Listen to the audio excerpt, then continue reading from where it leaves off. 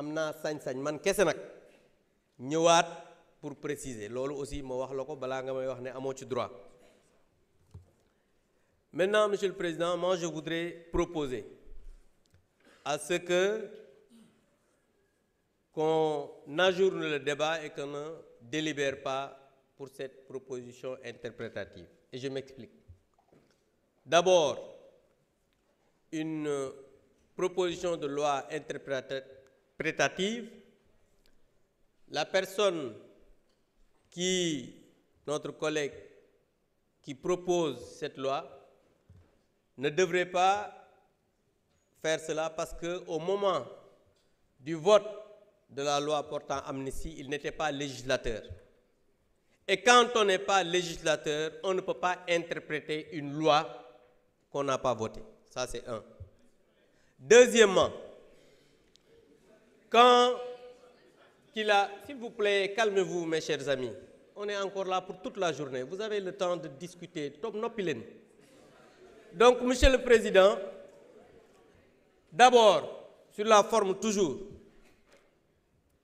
on nous a fait une proposition, notre collègue a fait une proposition d'amendement, qui n'est pas un amendement, mais qui est un contre-projet.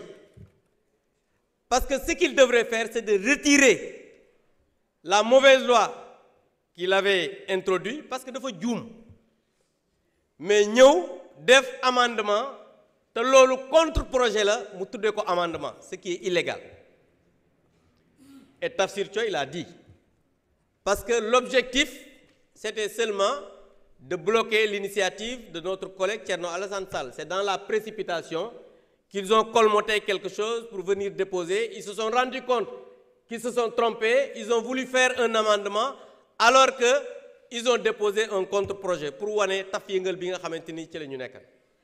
Donc je pense que néna ñoñu tay xam nga ni li xamadi la nit day am yar. Donc juste pour dire que je rappelle que cette loi d'amnistie, encore une fois, waruñu délibérer. Pourquoi? Parce que moi j'étais le président de groupe à l'époque bi ñuy porter cette loi d'amnistie. Ñi nekk fi ñëpp dañu nekk fi di wax mais xamuñu sax lu xew. Et je défie le président de groupe d'alors, Mouy Biram Souleye, de me répondre que cette loi n'était pas pour apaiser, que cette loi du am ñoo xamanteni seeni kilifa ñoko demander. Parce que nak aussi wax lo xamul ci waane la bok. Té ñi nekk fi dañuy wax mais xamuñu lu xew. Xamuñu loi bi nan lañ ko défé won. Et je pense que xam nga nit mom so xamul ñu lay waxlo di la bindulo ci juum ngay dëkk. Donc je demande à ce qu'on ajourne le débat. Je vous remercie. Merci, honorable. Monsieur le Président de la Commission des lois, vous avez la parole.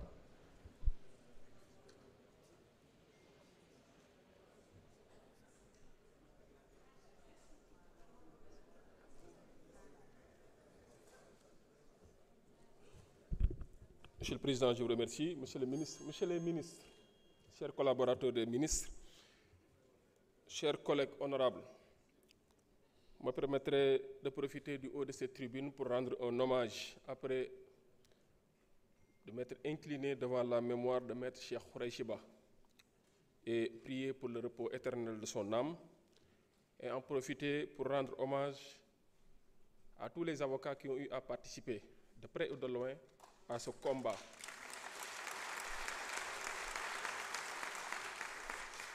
Je veux citer à travers ceux qui sont présents notre confrère Siré Clédorli et M. Juan Branco qui sont là. Monsieur le Président, nga may ma répondre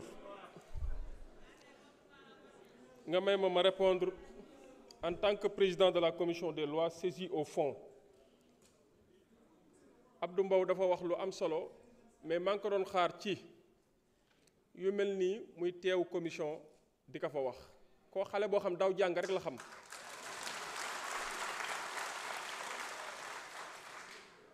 daw jàng rek la xam bu ñëwee examen bu ñu ko tegalee sujet day sentir sujet yi di jaar ci yàlla yi moo tax comprendrewul dara mais jamonoy joxe résultat ngay xam ni def nga hors sujet loolu benn la. ñaareel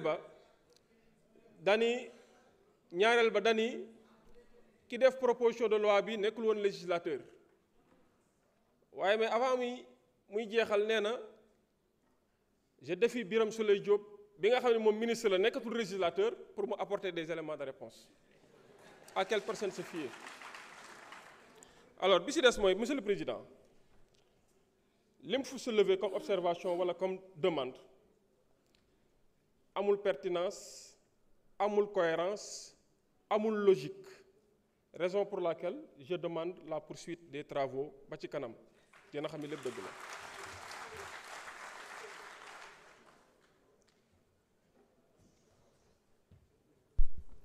Merci beaucoup. Monsieur le rapporteur.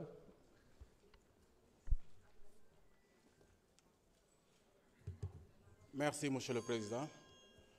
Monsieur le Président, yaakaar naa ni sama collègue muy suñu président de commission honorable Abdoulaye Tall wax na li nga xam ne ni moom la Sénégalais yëpp di xaar mooy la poursuite des travaux. Jërëjëf.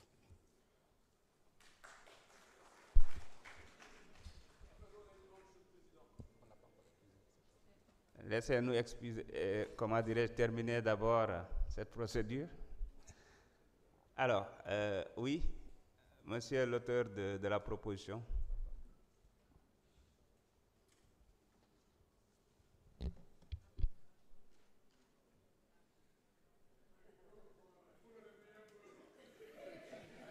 Merci, Président. Donc, je n'ai pas d'observation particulière.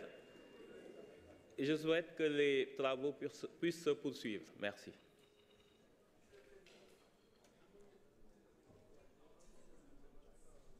Je sais que mën nga ñëwaatal amul problème.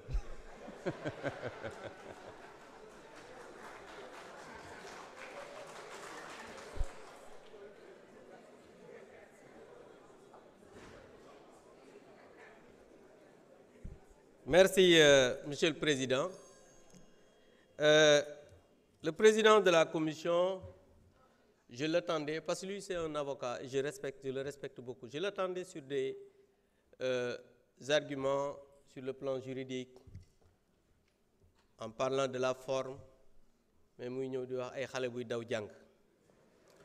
Monsieur le président de la commission, je voudrais vous dire que vous êtes un juriste. Je suis un législateur.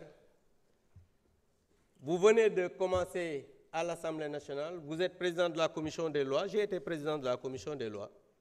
Je vous ai devancé là-bas, et vous le savez. Et je suis à ma 4e législature, yaa ngi doog a commencé. Man Assemblée nationale ñëwuma fi di wax man dama bind téere. Soo bëggee ma abal la ko nga lire le métier de député. Dans ce pays, il faut que les gens sachent raison garder. C'est pas parce qu'on est un avocat qui n'a peut-être jamais gagné de procès qu'on peut venir ici pour parler de législature, assemblée, li ma ci xam xamoo ci asaka bi. Donc, quand je parlais de Birame Souleye, je ne l'ai pas dit en tant que législateur, mais dama ne moom moo doon sama naataango jamono boobu di président de groupe. Je dis que moom xam na lan moo tax ñu voté loi d'amnistie yow xamoo ci dara parce que non seulement vous n'étiez pas législateur mais bokkoo ci ñi seen kilifa yi daan waxal xam nga yaa ngi wax sànq ay avocats yi défendre Sonko yow avocat nga woon mais musulaa jël yow xale yi nga xam ne ñoom lañ doon jàpp ci ñu doon taal ces brigands là ñoo la daan jël parce que foofu laa ci yem pour dire simplement que j'ai dit que je voudrais qu'on ajourne le débat. Parce que je l'ai dit, parce que li ma wax mënuma ci tontu parce que xamu ci dara. J'ai parlé de la forme de projet, d'amendement et de contre-projet. Loolu da ngay lire règlement intérieur bi nekk ci ay at pour mën ko xam. Il ne suffit pas d'être un avocat pour comprendre cela. Mais il suffit d'être un législateur, mais un bon législateur pour comprendre cela, Monsieur le Président de la Commission des lois. j'ai dit que cet amendement de mon collègue Amadou Ba, que je respecte beaucoup, sama mbokk Thiessois bi, c'est pas un amendement, c'est un contre-projet. Mais gis nga nit soo juumee da ngay nangu ne da ngaa juum. Et tout le Sénégal sait que lii ngeen di def nii, cette loi d'interprétation là du dara lu dul wax naa ko fii Ousmane Sonko bi mu ñëwee ne ko j'étais au courant que il est sous la menace des brigands bandi yi nga xamante ni jëloon na leen mooy ci la leen jox d'ailleurs xaalisu état bi ñu leen di indemniser là parce que ñi nga xamante ni war nañ leen indemniser ñoom wax nañ ne gisuñu dara yéen da ngeen a jëloon ay brigands ay voyous yi nga xamante ni sàcc ak voyou toj mbiru nit ñi yooyu lañ jële woon ngeen fay leen xaalisu askan wi loolu ngeen bëgg a tey nii pour ngeen ne di ngeen leen def cette loi interprétative là pour viser les forces de défense et de sécurité parce que dégg naa ngeen di wax ci biir rapport bi naan non ça ne vise pas les forces de défense yéen a leen di accuser parce que loolu yéen a ko wax seeni militants ñoo ko wax. Donc je pense que ça je l'ai expliqué sur la forme j'en ai parlé li nga xamante ni sur le plan juridique j'en ai parlé li ci des nag mooy waxu caaxaan yooyu ngay wax duma ci tontu parce que jàpp naa ne am na loo xamante ne nii du loolu moo ñu tax a jóg. Je vous remercie. Merci beaucoup.